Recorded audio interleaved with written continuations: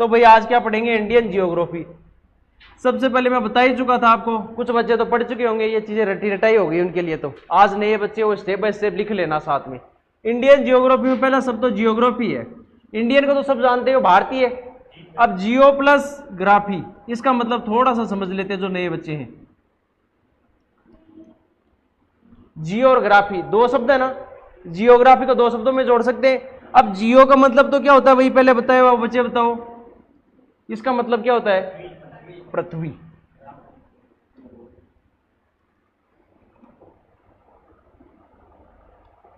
और इसका मतलब क्या होता है, वर्णन होता है।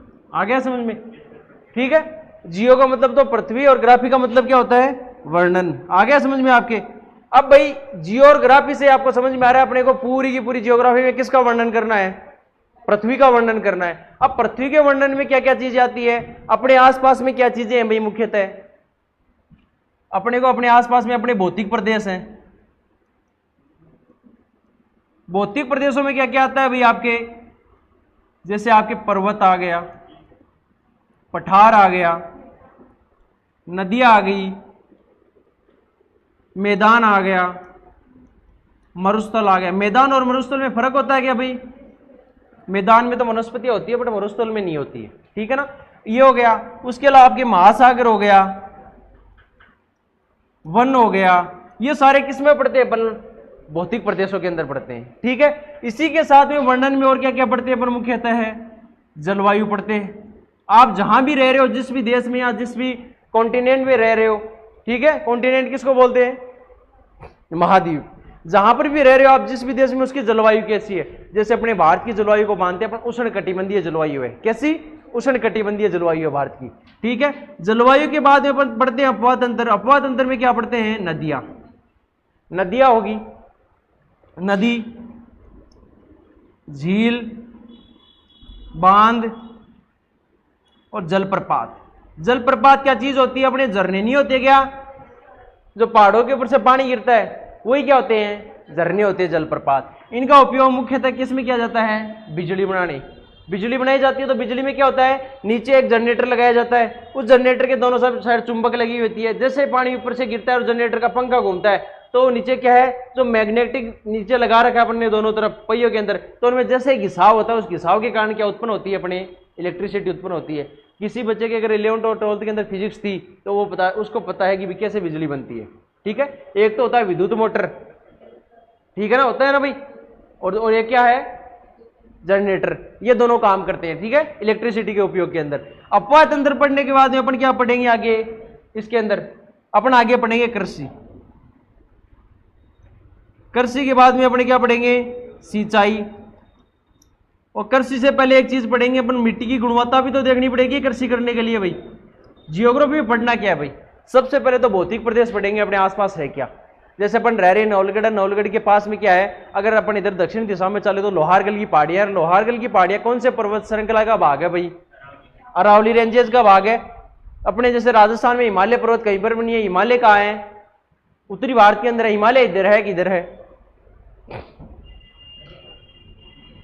बोलो भाई, हिमालय पर्वत किधर है, इधर है कि इधर है, बताओ भाई। हिमालय रेंजेस किधर है, हिमालय रेंजेस है इधर, हिमालय पर्वत। जम्मू कश्मीर किधर है, किधर है जम्मू कश्मीर, ये जो देखो अपन किधर है, राजस्थान की तरफ। हल्का सा इस साइड देखेंगे ना तो इधर क्या है, जम्मू कश्मीर। और अपने जम्मू कश्मीर पाकिस्तान इधर, जिसे बोलते हैं नंगा पर्वत से लेकर इधर को है नामचा बरवा तक, उधर चीन के ऊपर बॉर्डर तक अरुणाचल प्रदेश है ना, वहां तक पूरी अरावली जो अपनी हिमालय पर्वतमाला फैली हुई है वहां तक पूरी की पूरी। तो हिमालय पर्वतमाला किधर है, उत्तर की साइड में। यार ये तो दक्षिण है। तमिलनाडु किधर पड़ेगा, इस कोने में पड़ेगा तमिलनाडु। इधर जम्मू कश्मीर। पाकिस्तान किधर है, कौन सी तरफ है, किस तरफ है पाकिस्तान, पाकिस्तान इधर है। अरुणाचल प्रदेश, मिजोरम, मणिपुर किधर है, इस तरफ है। थोड़ा सा कंफ्यूजन निकालो दिमाग का। अब जैसे क्या चीज है, और एक चीज बताऊं, बोर्ड पे बनाओ ना जब भी तुम दिशा, तो ऊपर हमेशा नॉर्थ लेना, नीचे साउथ लेना, इधर ईस्ट लेना, इधर ऐसे ही लेना हमेशा। बोर्ड पे लो तो चाहे किधर ही बनाओ ऐसे बनेगा बोर्ड पर, तो north south east west. But actual में बैठे हैं तो इधर तो है नॉर्थ, इधर साउथ है, ईस्ट किधर है इधर, और वेस्ट किधर है इधर। पाकिस्तान भारत के पश्चिमी ओर है या पूर्वी ओर है? पश्चिमी ओर है, तो पाकिस्तान इधर है, ठीक है। जब जैसलमेर किधर है? इधर ही है जैसलमेर। आ गया समझ में? थोड़ा कंफ्यूजन मत रखो, क्लियर रखो अपना कंफ्यूजन, ठीक है। सिंचाई अपन ने देख ली भाई क्या है, भौतिक प्रदेश देख लिया, जलवायु देख ली अपने भारत में कैसी है, फिर अपन ने अपवाह तंत्र देखा, कहां पर तो नदी है, कहां पर झील है, ठीक है। झील कृत्रिम भी हो सकती है और पहले बनी हुई भी हो सकती है। मैनमेड झील भी होती है ना, अपन झील बना भी तो है, जैसे अपने उदय सागर झील रही, ठीक है, राणा प्रताप सागर झील रही, जयसमंद झील रही, ये क्या थी? लोगों द्वारा बनाई गई थी, ठीक है। उसके अलावा आगे देखें, महासागर बनाए हुए थे क्या? नहीं बनाए हुए थे। अपने नीचे हिंद महासागर है, हिंद महासागर में इधर तो क्या है? अरब सागर, इधर बंगाली खाड़ी है ना, ये अपने नहीं बनाए हुए। वन है, बांध है, जलप्रपात है, सॉरी क्या, झील, झील के बाद में बांध है, जलप्रपात है, झरने भी हैं, बांध है। बांध क्या होते हैं भाई? बनाए हुए अपने सारे के सारे बांध, ठीक है। जैसे अपन पढ़ते हैं भाखड़ा नांगल बांध किस नदी पे है? सतलज नदी पे। हीराकुंड बांध किस नदी पे है? हीराकुंड बांध। नागार्जुन सागर बांध है कृष्णा नदी पर। हीराकुंड बांध किस पे है? चिल्का नदी। चिल्का नदी कहां पर है? उड़ीसा के अंदर, ठीक है ना। सबसे ज्यादा खारे पानी की झील, बट एक सबसे ज्यादा मात्रा में खारे पानी निकले तो वो निकलता कहां से है? सबसे ज्यादा खारा पानी वो निकलता राजस्थान से है, लूणी से, बट सबसे ज्यादा नमक है कहां पर? चिल्का झील, चिल्का झील के अंदर है, ठीक है ना, चिल्का नदी अपने। उसके अलावा अगर अपन देखें कृषि पर, अपने मिट्टी देख ली भाई फिर कि मिट्टी में कैसी गुणवत्ता है। मिट्टी की गुणवत्ता देखते अपन इसमें क्या बोएंगे? कृषि करना स्टार्ट कर देंगे। कृषि हुई, कृषि के लिए अपन को सिंचाई की भी जरूरत पड़ेगी। सिंचाई करते ही ये तीनों काम हुए, इनसे अपने पास क्या बन जाएगी? वनस्पति बन जाएगी ना भाई। खाने के लिए अनाज बन गया, बाजरा, गेहूं, ज्वार, जो सारी चीजें बन गई ना कृषि करने के बाद में। अब वनस्पति हो गई, वनस्पति के बाद में अपन क्या देखते हैं भाई? ये सारा चीज तो हो गई। आपने खेत में अच्छा अनाज बो लिया, अच्छा रुपया बन गया आपके पास, मान लो 50 लाख रुपए आ गए इस बार। 50 रुपए में तो क्या होता है? 50 लाख रुपए आ गए आपके पास। फिर किसी ने सजेशन दिया, फिर क्या कर लो आप? उद्योग कर लो। क्या कर लो? बोले भाई बिजनेस कर लो। अब किसी ने बोला कौन सा उद्योग करो, तो किसी ने बोल दिया आपको, बोलो कौन सा करो? बोले बहुत से उद्योग, तो ठीक है। पहले उद्योगों के लिए अपने को किसका पता होना चाहिए? बोले खनिज। किसकी जरूरत पड़ती है? खनिजों की पड़ती है ना। लोहे धातु या अलोहा धातु, खनिजों की जरूरत पड़ती है ना भाई। खनिज के बाद में अपने उनसे क्या कर दिया? उद्योग। लोहा उद्योग खोल दो, सूती वस्त्र उद्योग खोल दो आप, कांच का उद्योग खोल दो आप, अपने एल्यूमिनियम उद्योग खोल दो, ठीक है, और ऑटोमोबाइल उद्योग खोल दो। अलग अलग उद्योग स्थापित कर दिए। अब उद्योग स्थापित किए तो आपको एक जगह से दूसरी जगह सामान ले जाने के लिए किसकी जरूरत पड़ेगी? परिवहन की। अरे भाई परिवहन की जरूरत पड़ी तो परिवहन में मोटर गाड़ी चलाने के लिए किसकी जरूरत पड़ेगी? जनगणना, जनसंख्या। किसकी जरूरत पड़ेगी भाई? भाई कोई इंसान होगा तभी तो आपका ट्रक यहां से लेकर जयपुर से सामान लाएगा ना, ठीक है। ऑटोमेटिक हो तो दूसरी बात है, बट ऑटोमेटिक के लिए भी एक आदमी तो चाहिए ना कंट्रोल करने के लिए, ठीक है। अब जनगणना होगी तो जनगणना में सारे हिंदू मुस्लिम ही थोड़ी है, सारे ओबीसी और एमबीसी या जनरल या अपने देखें ईडब्ल्यूएस थोड़ी है। उसके अंदर एक एससी और एसटी भी आती है। तो शेड्यूल कास्ट तो पढ़ना जरूरी नहीं है, बट एक आती है शेड्यूल ट्राइब, जिसे क्या बोलते हैं? अनुसूचित, जिसे अपन अनुसूचित जनजाति बोलते हैं। जनजातियां क्या बोलते हैं? जनजातियां।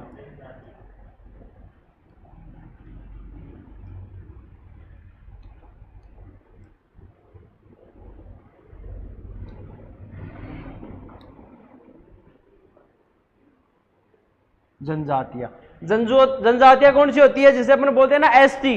दो नाम सुने होंगे, एक तो एससी, एससी होता है शेड्यूल कास्ट, जिसे बोलते हैं अनुसूचित जाति। एक होती है एसटी, शेड्यूल ट्राइब, जिसे क्या बोलते हैं? अनुसूचित जनजाति। तो ये मुख्य मुख्य जो जनजातियां अपने को पढ़नी पड़ती हैं भाई, ठीक है ना, क्योंकि इनकी संख्या क्या है? लिमिटेड है।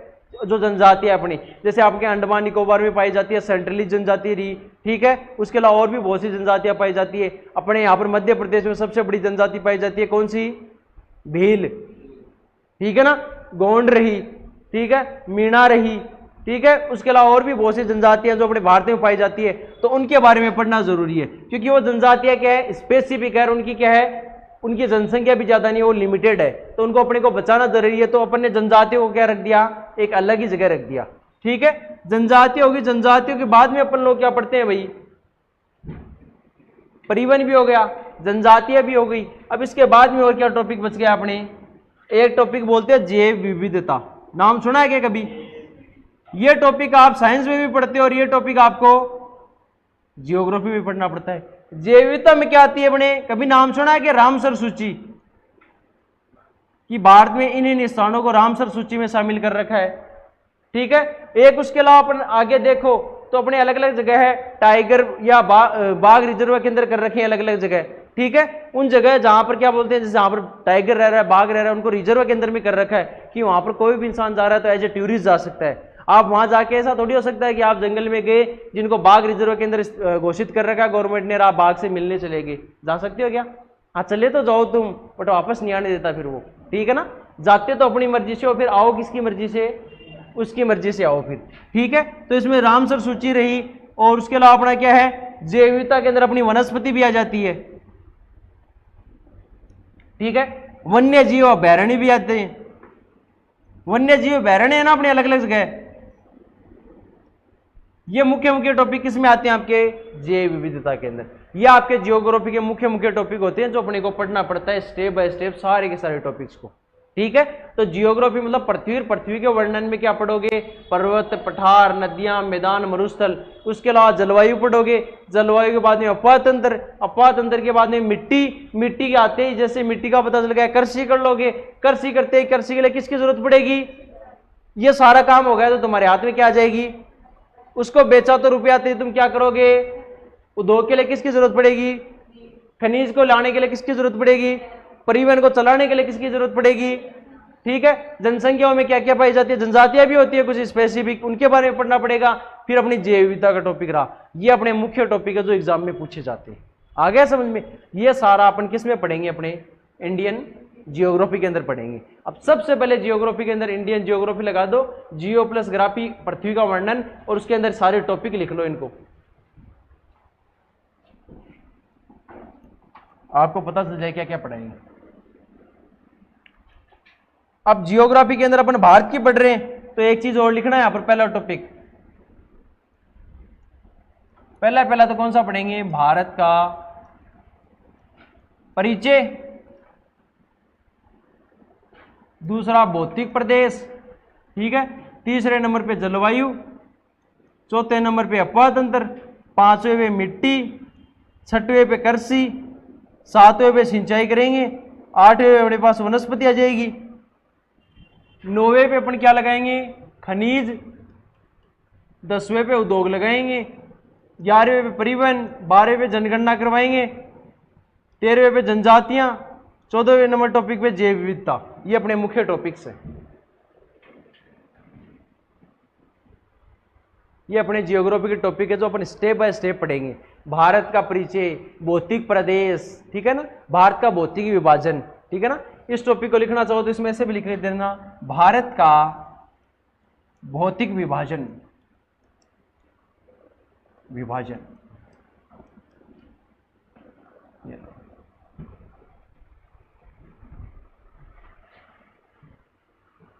ये चीजें अपने को पढ़नी पड़ेंगी।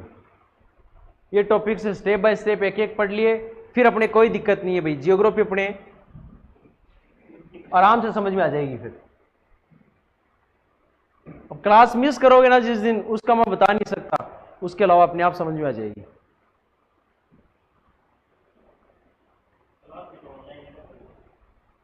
ले तो आप ही ना, अब ऐसे थोड़ी ऑनलाइन मेरी क्लास है रिकॉर्डेड, तो आपके घर पे जाऊंगा, आपके फ़ोन को लॉगिन करूंगा, फिर उस फ़ोन पे बैठूंगा, फिर आपको, आप क्या पता आप तो बाहर घूम रहे हो, आपको पकड़ के लाके फ़ोन पे बिठाऊंगा, ये इतना काम मेरे से नहीं होगा भाई।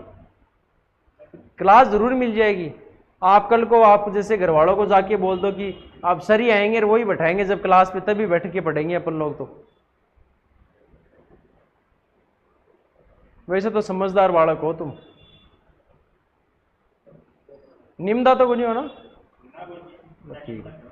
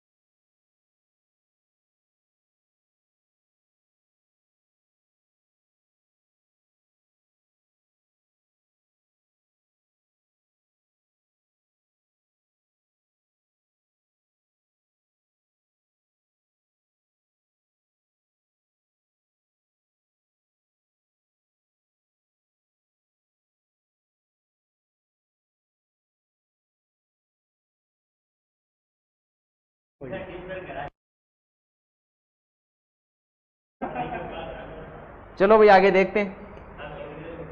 अब सबसे पहले अपन कौन सा चीज देखें भाई? पहले तो थोड़ा सा अपन लोग ग्लोब का नॉलेज ले लेते हैं। किसका? ग्लोब का।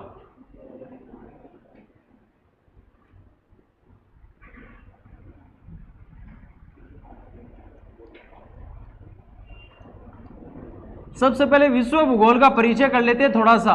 इसका परिचय होने के बाद में भारत के परिचय पे आ जाएंगे। इसका परिचय आपको समझ में आ गया तो आगे पढ़ने में जोर नहीं आएगा आपको, ठीक है ना? तो भाई विश्व परिचय में सबसे पहले अपन स्टार्ट करें तो किससे स्टार्ट करें अपन लोग? सबसे पहले अपन स्टार्ट करते हैं ग्लोब से, ठीक है ना? ग्लोब से अपने को यह तो पता चलेगा जियोग्राफी का मतलब क्या है, पृथ्वी का वर्णन। अब अपन क्या है, विश्व भूगोल में सबसे पहले स्टार्ट करते हैं ग्लोब। अब एक चीज टीचर अपने को शुरू में स्कूल में बता देता, भाई ये क्या है? ग्लोब है। ये क्या चीज है? ग्लोब है। अब ग्लोब है क्या एक्चुअल में? कोई ना कोई चीज तो है ही ग्लोब। ग्लोब किसे कहते हैं? पृथ्वी होती है ना भाई, पृथ्वी के लघु रूप को क्या कहते हैं?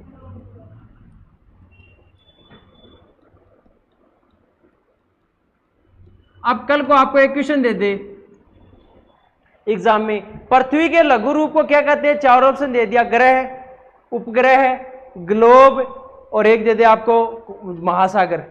4 ऑप्शन दे दिए कुछ भी उठा के। उसमें अगर बच्चे का अगर नहीं पता है तो बच्चा सबसे पहले तो पृथ्वी को क्या करके आएगा? ग्रह करके आएगा। ज्यादा से ज्यादा देखिए जिसका नहीं पढ़ा हुआ तुक्का मारेगा, उपग्रह भी कर दे, क्या पता। ग्लोब तक कोई नहीं पूछेगा। तो पृथ्वी के लघु रूप को अपन क्या कहते हैं? ग्लोब कहते हैं। एक्चुअल में तो जो ग्लोब बनाया जाता है वो कितने डिग्री? 23.5 डिग्री झुका हुआ बनाया जाता है, क्योंकि जो अपनी पृथ्वी कितने डिग्री झुकी हुई है? 23.5 डिग्री पे झुकी हुई है। आ गया समझ में? बट अपन लोग बनाते हैं तो इसको आपको समझाने के लिए अपन लोग सीधा ही बना देते हैं ग्लोब को, कि बच्चा आराम से समझ जाए, वरना तो 23.5 डिग्री ऐसे झुका हुआ रहता है ग्लोब। आ गया समझ में? तो मैं इसी प्रकार समझा देता हूं आपको ग्लोब को। तो ये ग्लोब बन गया। ग्लोब के अंदर लाइनें खिंची हुई रहती है। पहले तो एक बीच में लाइन होती है, पड़ी लाइन होगी। इस पड़ी लाइन के ऊपर एक और लाइन होती है 23.5 पे, इससे ऊपर एक और लाइन होती है 66.5 पे, नीचे देखें तो एक और 23.5 पे होती है, नीचे देखें एक और 66.5 पे होती है, और एक बीचों बीच लाइन और है एकदम ऐसे कैसे। आ गया समझ में? अब इनका नामकरण देख लिया भाई। अब लाइन बना तो दी, नामकरण भी दिया। ग्लोब है। ग्लोब के अंदर जो बीच वाली लाइन यह है, इन आपा क्या बोला? भूमध्य रेखा। और भूमध्य रेखा इंग्लिश में क्या कहा? इक्वेटर। थोड़ा बहुत इंग्लिश को भी नॉलेज रखा करो, ठीक है, काम में आ जाए कई बार। इक्वेटर। और ये भूमध्य रेखा ना और के नाम ले इसका? 0 डिग्री। और क्या बोल इसका? कई बार ये बोलते विषुवत रेखा, जना बड़े डब्बा डोल हो जाए। विषुवत रेखा भी 0 डिग्री अक्षांश नहीं कहा पा। अब एक ऊपर 23.5 है जो कि भारत के अंदर से गुजरे है, आ कौन सी है भाई? इन्हें कहा पा? करक रेखा। एक 66.5 पर की जाए। अरे आर्कटिक है, मकर कौन बोल रहा है भाई? बालिकाएं बोल रही है ना। और इसे क्या कहते हैं? 90 degree NP, north pole. Hindi में बोले तो उत्तरी ध्रुव है। आ गया समझ में? नीचे चले, नीचे 23.5 को क्या कहते हैं भाई?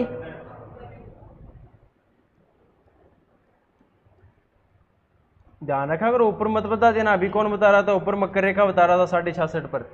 ये किधर है? देखो भाई, ये मैंने बीच वाली लाइन बनाई है ना, ये पूरा गोलार्ध है ना एक तरह से। इस गोलार्ध में इस जो बीच वाली भूमध्य रेखा से ऊपर वाला तो कौन सा गोलार्ध है? उत्तरी। और नीचे वाला तो वहां पर ध्यान रखना, क्वेश्चन पूछ ले कई बार। अपने ग्लोब के अंदर दक्षिणी गोलार्ध में 23.5 डिग्री से निकलने वाली रेखा कौन सी है? सबसे पहले करक ही दे दे, अगला बाद में दे दे क्या, कौन सा? आर्कटिक, फिर दे दे अंटार्कटिक, फिर दे दे मकर। आप जल्दी में यही नहीं देखो, उत्तरी एक दक्षिणी, सबसे पहले क्या चेपो उसमें? करक रेखा। और दिया हुआ है गोलार्ध में कौन सी? दक्षिणी गोलार्ध के अंदर 23.5। तो चौपट हो गया ना आते हुए मामला। तो सबसे पहले तो क्वेश्चन को, सबसे पहले एग्जाम करने का तरीका यही होता है, आप सबसे पहले तो क्वेश्चन को अच्छे से पढ़ लो, आधा सॉल्यूशन मिल जाएगा।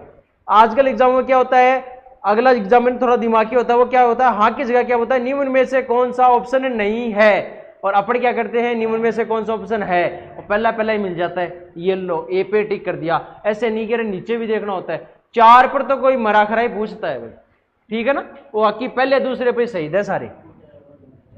फिर आगे जाए, ये कौन सी है भाई, अंटार्कटिक, और अंटार्कटिक कितने डिग्री पे है भाई, और ये नीचे वाला कितना डिग्री है भाई, 90 डिग्री।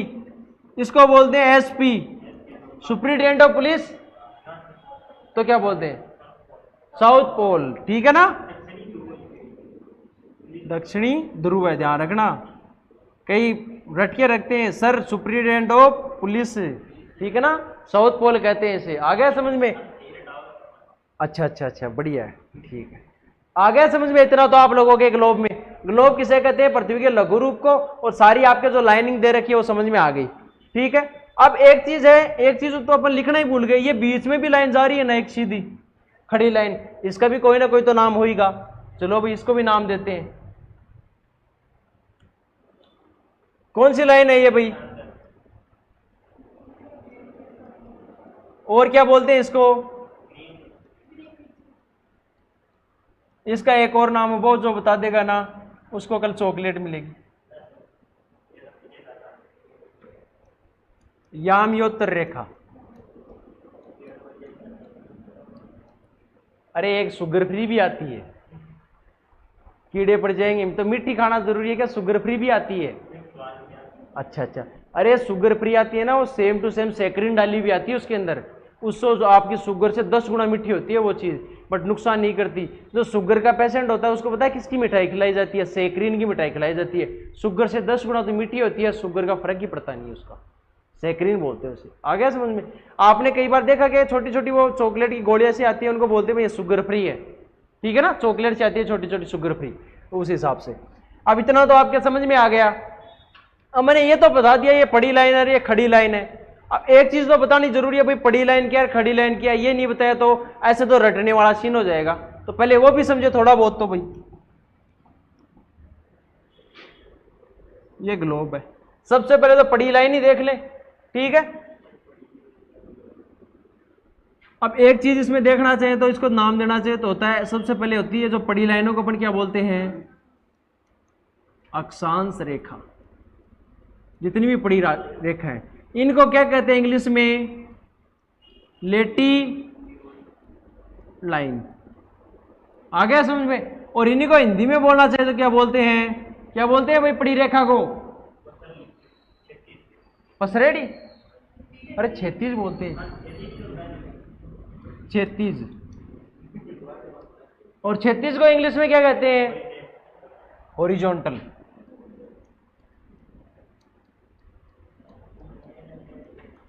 हॉरिजॉन्टल, आ गया समझ में। अब जो पड़ी रेखा है अक्षांश रेखा, उसे इंग्लिश में तो कहते हैं क्या, लैटिट्यूड लाइन। उसके अलावा जो पड़ी हुई रेखा है उनको हिंदी में कहते हैं क्षैतिज रेखा, और उसी को इंग्लिश में क्या कहते हैं, हॉरिजॉन्टल लाइन। ये तो 11वीं 12वीं में पढ़ा होगा, 10वीं में भी पढ़ा होगा, भी ये हॉरिजॉन्टल लाइन है, ये वर्टिकल लाइन है। फिर उसके बाद में देखें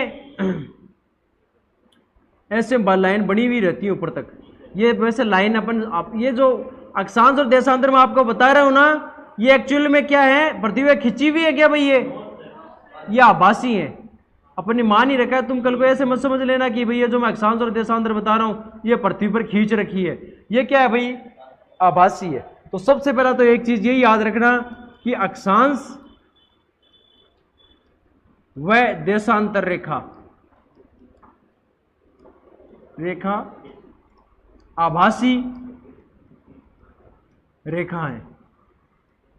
इनको मान ही रखा अपने को, काल्पनिक है ये, क्या है, काल्पनिक। एक नाम और दे सकते हैं अपन, क्या है, काल्पनिक। इनको मान ही रखा है, एक्चुअल में ये क्या है, एग्जिस्ट नहीं करती हैं, ठीक है ना, अपन ने मान ही रखा है। तो भाई जितनी भी पड़ी लाइन है इसमें मैं बीच वाली को इसको क्या मान लूं, 0 डिग्री अक्षांश मान लूं। तो इस 0 डिग्री अक्षांश से ऊपर कितने होते हैं भाई, यहां तक उत्तर में, यहां तक मैं कितना लगाता हूं, यहां पर 90 डिग्री एनपी लगाता हूं ना। इससे नीचे यहां तक ये कितने हैं भाई, एसपी। इसको मत गिन लेना इसके अंदर,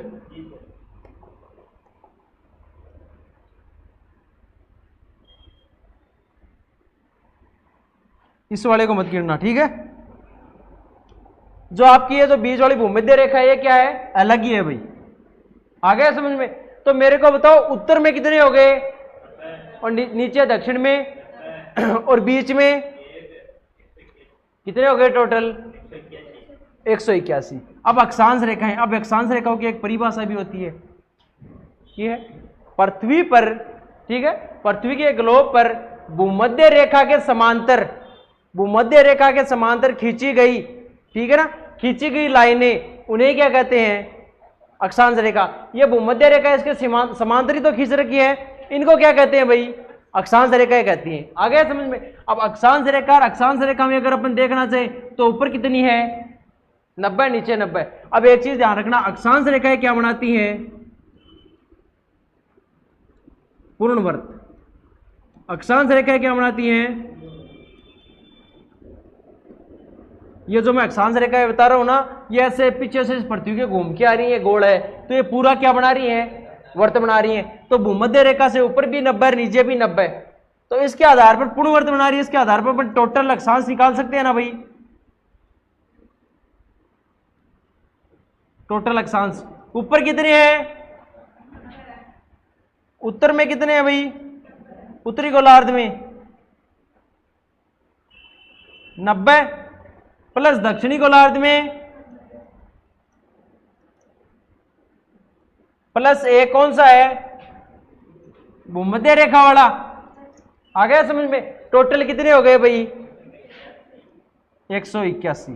टोटल अक्षांश कितने होते हैं 181 होते हैं भाई। एक्चुअल में कई बार ये चीज देखना, जो ऊपर वाला है ये भी एक तरह से बिंदु है, नीचे वाला भी बिंदु है, और ये सारी अक्षांश रेखाएं हैं। कभी भी अपन बिंदु को रेखा कह सकते हैं क्या, बिंदु को रेखा थोड़ी कह सकते हैं।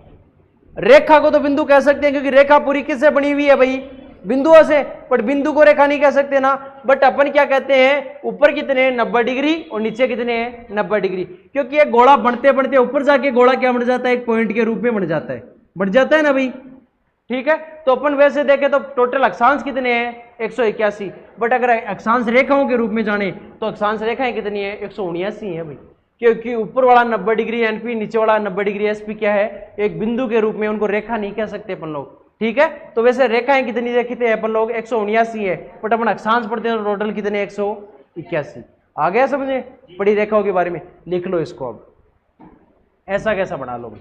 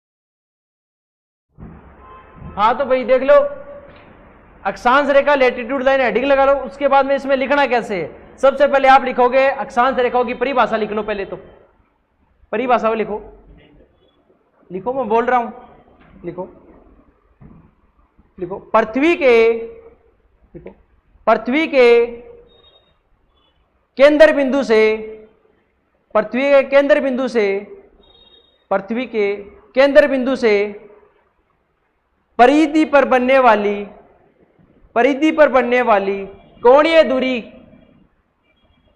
जो पृथ्वी के केंद्र से परिधि पर बनने वाली कोणीय दूरी को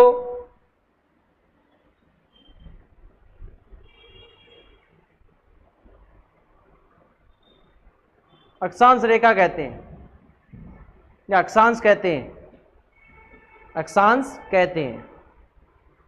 अब इसके अंदर एक और नीचे एक स्टार लगा के पॉइंट लगा के लिखो परिभाषा को कि यह पश्चिम से पूर्व की ओर, देखो भाई, यह पश्चिम से पूर्व की ओर विषुवत रेखा के, पश्चिम से पूर्व की ओर विषुवत रेखा के समांतर खींची जाती हैं।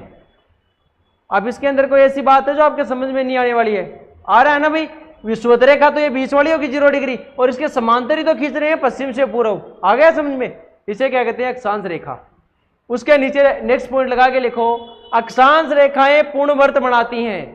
ये पूर्णवर्त वाला आपको पता होगा, तभी आपको पता चलेगा कि अक्षांश उत्तर में, उत्तरी गोलार्ध में 90 के होते हैं, दक्षिणी गोलार्ध में 90 के होते हैं।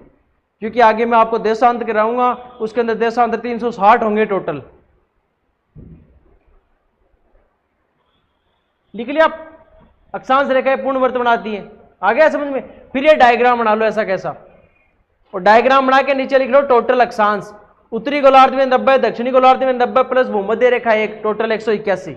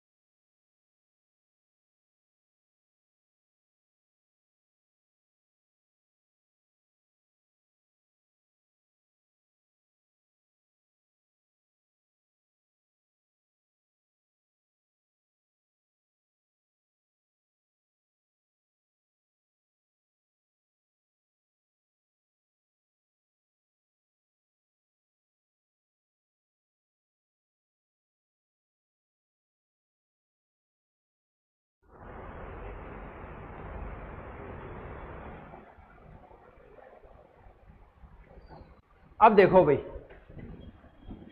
क्या चीज है, आपने इतना लिख लिया भाई अक्षांश रेखाएं क्या है, किसे कहते हैं? विषुवत रेखा में पश्चिम से पूर्व की और उसके समांतर खींची गई, या पृथ्वी के केंद्र से परिधि के, ठीक है ना, परिधि के जो समांतर जो खींची जाती हैं रेखाएं, कौन सी? कोणीय दूरी, उसे क्या कहते हैं हम लोग? अक्षांश रेखा।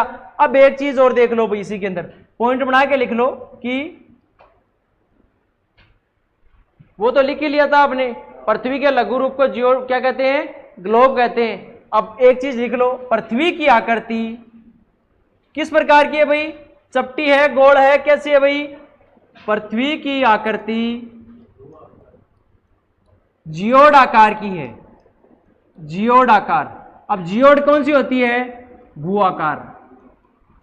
भू कौन सी? भू वाली, घर वाली भू नहीं, भू आकृति, ठीक है ना, जियोड आकार की है। अब मैं जियोड आकार क्यों बोल रहा हूं भाई? पृथ्वी पूरी एकदम गोल ही थोड़ी है, कहीं पर तो पहाड़ भी है, कहीं पर खाद्यान्न भी है, कहीं पर पर्वत भी है, कहीं पर वन है, कहीं पर मैदान है, कहीं पर मरुस्थल है, अलग अलग स्थितियां पाई जाती है ना भाई। एक जैसी थोड़ी है। अब वो तो क्या, अपन लोग पृथ्वी को जब अंतरिक्ष से और चंद्रमा से देखते हैं तो अपने को दूर से देखने पे पृथ्वी गोल दिखती है, और पृथ्वी पे 70% वाटर पाया जाता है, तो पृथ्वी अपने को कैसी दिखाई देती है, नीली दिखाई देती है। वरना पृथ्वी तो भाई अगर एक्चुअल आकृति देखें तो गोल थोड़ी है उसकी, ठीक है, अलग अलग जगह अलग अलग चीजें पाई जाती हैं। अब उसके अंदर एक चीज और देखो भाई, ये अक्षांश और देशांतर है, इसके बारे में बताना चाहूं, काम में क्यों ले रहे हैं इसको अपन लोग, क्या जरूरत पड़ी जो अक्षांश और देशांतर पढ़ रहे हैं। पृथ्वी के अंदर स्थिति और समय के निर्धारण के लिए दो काल्पनिक रेखाएं खींची गई हैं, उन्हें क्या कहते हैं, वही अक्षांश और देशांतर है। इनका उपयोग क्या है, एक तो अक्षांश और देशांतर से अपन स्थिति का निर्धारण करेंगे, एक किसका निर्धारण करेंगे, देशांतर से समय का। तो वही चीज है कि पृथ्वी पर, लिख लो साथ साथ में, पृथ्वी पर स्थिति व समय के निर्धारण के लिए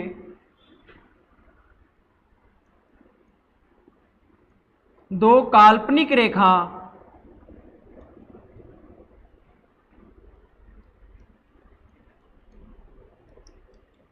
खींची गई है, जिन्हें अक्षांश व देशांतर रेखा कहते हैं। कौन सी है भाई, दो काल्पनिक रेखा खींची गई है, एक तो अक्षांश और एक देशांतर है। आ गया समझ में। अब कल को कोई पूछ ले भाई अक्षांश और देशांतर खींचने का क्या जरूरत पड़ी, तो भाई अक्षांश और देशांतर काल्पनिक रेखाएं खींची गई, इनका मेन उपयोग क्या है, पृथ्वी पर अलग अलग जगह की स्थिति और समय के निर्धारण के लिए अपन किसका उपयोग करते हैं, अक्षांश और देशांतर। अक्षांश रेखाएं दो काम करती है, स्थिति और कटिबंध का निर्धारण, और आपके देशांतर क्या करती है, स्थिति और समय का निर्धारण। आ गया समझ में। तो स्थिति का निर्धारण तो दोनों कर रही है, बट अक्षांश एक दूसरा क्या कर रही है, कटिबंध का निर्धारण, और देशांतर क्या कर रही है, समय का निर्धारण। ये बेसिक नॉलेज है, एग्जाम में उतना पूछा तो नहीं जाता यहां से, बट ये आपने एक बार समझ लिया तो फिर पूरी जियोग्राफी में दिक्कत नहीं आएगी आगे पढ़ने में आपकी। आ गया समझ में। तो इतना तो समझ में आ गया। आगे भाई अक्षांश में लिखो, अक्षांश रेखा वाले के अंदर, अक्षांश रेखा में आपको इतना तो समझ में आ ही गया भाई अक्षांश रेखाएं क्या है, कितनी होती हैं। उसके अलावा आगे अपन लोग देखेंगे अक्षांश रेखाओं के अंदर एक तो अक्षांश बिंदु भी होते हैं।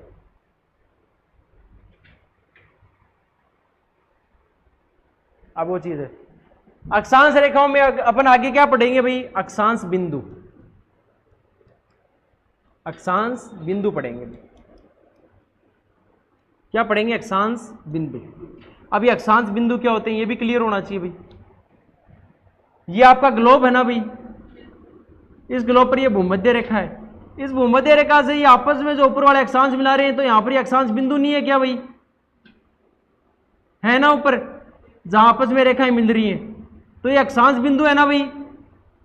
इन्हें क्या कहते हैं अपन लोग, अक्षांश बिंदु कहते हैं। इनकी एक्चुअल में डेफिनेशन देना चाहिए तो अपन इन क्या डेफिनेशन देते हैं, विषुवत रेखा से उत्तरी और दक्षिणी ध्रुवों पर जाने पर, ठीक क्या है, उत्तरी और दक्षिणी ध्रुवों पर जाने पर बने हुए जो बिंदु हैं उन्हें अपन क्या कहते हैं, अक्षांश बिंदु कहते हैं। जैसे आप ऊपर जैसे जैसे जा रहे हो तो आपस में इन अक्षांश रेखाओं मिलाने के लिए बिंदु बढ़ते जा रहे हैं ना, इन्हें क्या कहते हैं अपन, अक्षांश बिंदु कहते हैं। तो इसकी डेफिनेशन लिख लो,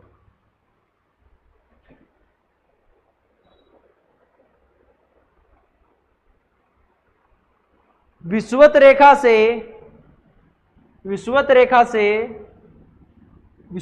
से उत्तरी ध्रुव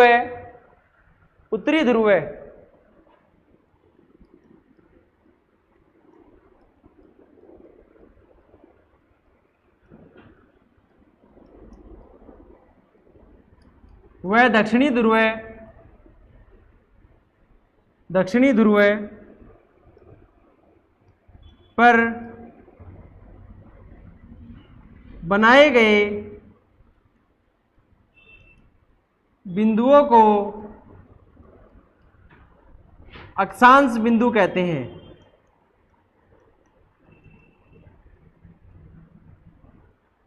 ये अक्षांश बिंदु किसको मिलाने का काम करती है भाई, किसको मिलाने का काम करते हैं, अक्षांश रेखाओं को अक्षांश बिंदु कहते हैं। ये बिंदु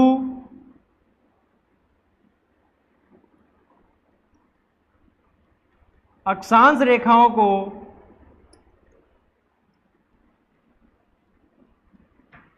मिलाने का कार्य करते हैं।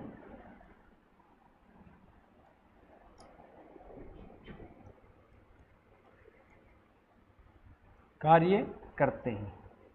अब आगे मैं जैसे अक्षांश आपको लिखा रहा हूं, ऊपर की तरफ भी नीचे की तरफ, इनके ऊपर मैं आगे इनके बीच की दूरियां भी लिखाऊंगा भाई। दो प्रकार की दूरियां हैं, वो दोनों की दोनों लिखाऊंगा।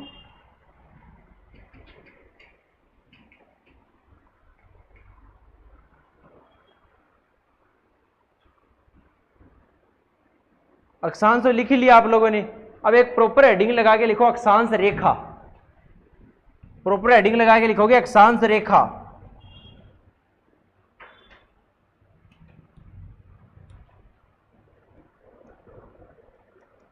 पहले तो अपन अक्षांश पढ़ के आए हैं भाई। अक्षांश क्या है? पृथ्वी के केंद्र से परिधि के, ठीक है, पृथ्वी से केंद्र से परिधि के समांतर खींची गई रेखाओं को क्या कहते हैं अपन लोग? कोणीय दूरी को अक्षांश कहते हैं अपन लोग। अब अक्षांश रेखा किसे कहते हैं, इसके बारे में लिखो भाई। इसके बारे में लिखो, दो समांतर अक्षांश बिंदुओं को, जैसे ये दो समांतर ही है ना भाई, ये मान लो मैं इधर 0 डिग्री मान लूं, तो इसमें इस और इस बिंदु को, दोनों समांतर ही है ना आपस में जो मिला रही हैं, तो लिखो दो समांतर अक्षांश बिंदुओं को मिलाने वाली रेखा को अक्षांश रेखा कहते हैं।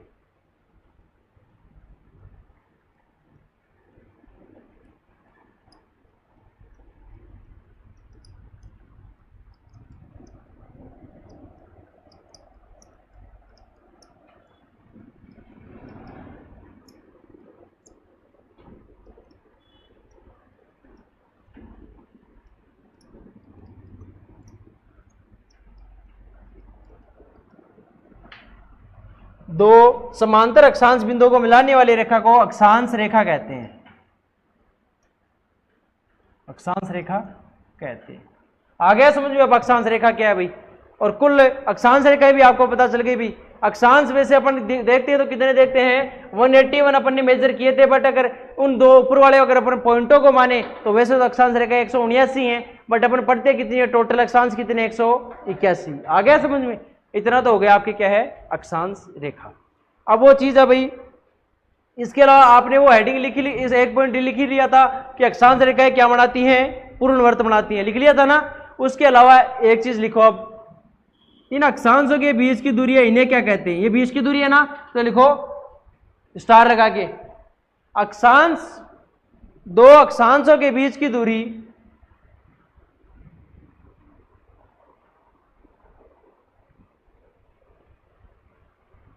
या दो विषुवत बिंदुओं के बीच की दूरी, दो विषुवत बिंदुओं के बीच की दूरी कटिबंध कहलाती है।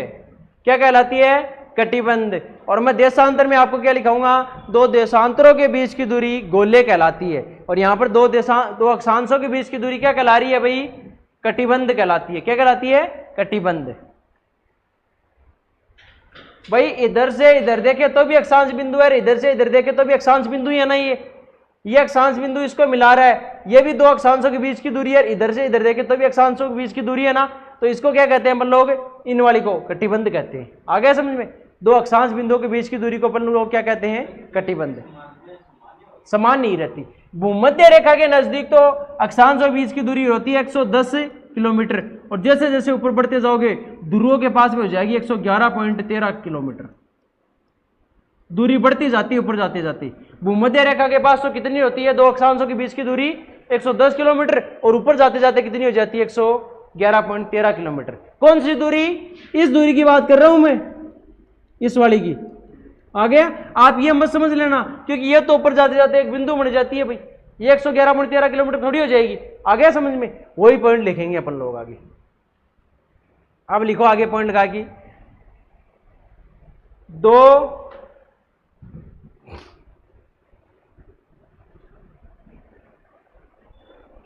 या ऐसे लिखो, उत्तरी या दक्षिणी ध्रुव की ओर चलने पर, उत्तरी या दक्षिणी ध्रुव की ओर चलने पर दो अक्षांशों के बीच की दूरी, दो अक्षांश बिंदुओं के बीच की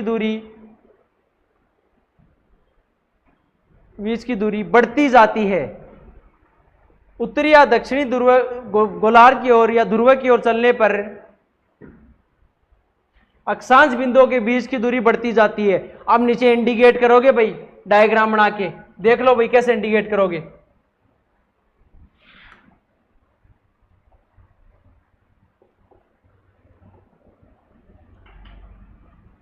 अब मैं बताऊं वैसे इंडिकेट करोगे, कल को कंफ्यूज हो जाओगे नहीं। मैं कौन सी दूरी बता रहा हूं भाई, ये जो आपका पूरा डायग्राम रहा, इसमें ये भूमध्य रेखा रही, इसके अलावा ये जो ऊपर जा रहे हो ना आप लोग ऐसे, तो मैं फिलहाल मैंने आपको कौन सी दूरी बताई है, कौन सी दूरी बढ़ेगी आप ध्रुवों की ओर जाओगे, तो मैं फिलहाल बात कर रहा हूं इस वाली दूरी की। कौन सी दूरी की, ये इन बिंदुओं के बीच की दूरी, ये है ना, ये बढ़ती जाएगी भाई।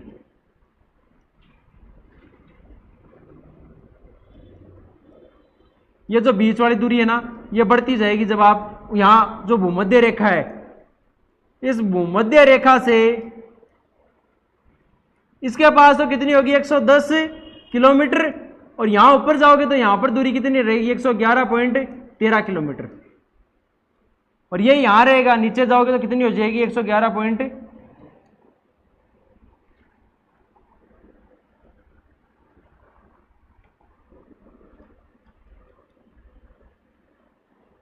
किलोमीटर। आ गया समझ में आप लोगों के। अब मैंने अब बात की है दो उत्तरी और दक्षिणी ध्रुव के ओर जाते हो तो इन बिंदुओं के बीच की बात की है मैंने, अक्षांशों की, इन बिंदुओं के बीच की दूरी क्या होगी, भूमध्य रेखा से उत्तरी ध्रुव और दक्षिण ध्रुव की ओर चलोगे तो दूरी बढ़ेगी। और कल अपन क्लास में चर्चा किसकी करेंगे, ये वाली दूरी अगर ऊपर और नीचे जा रही तो बढ़ रही है घट रही है भाई, मेरे को ये बताओ। ये वाली दूरी की बात करूं यहां से यहां तक, ये ऊपर जा रहे हो तो बढ़ रही है घट रही है, घट रही है ना। तो कल लिखाऊंगा कि दो अक्षांश, दो क्या है, आमने सामने के अक्षांश बिंदुओं की दूरी उत्तरी और दक्षिणी ध्रुव की ओर जाने पर ऊपर जाके क्या बन जाती है, एक बिंदु के रूप में बन जाती है, तो घट रही है ना। तो ये चीज है, ये लिखवाएंगे आपको कल। आज तो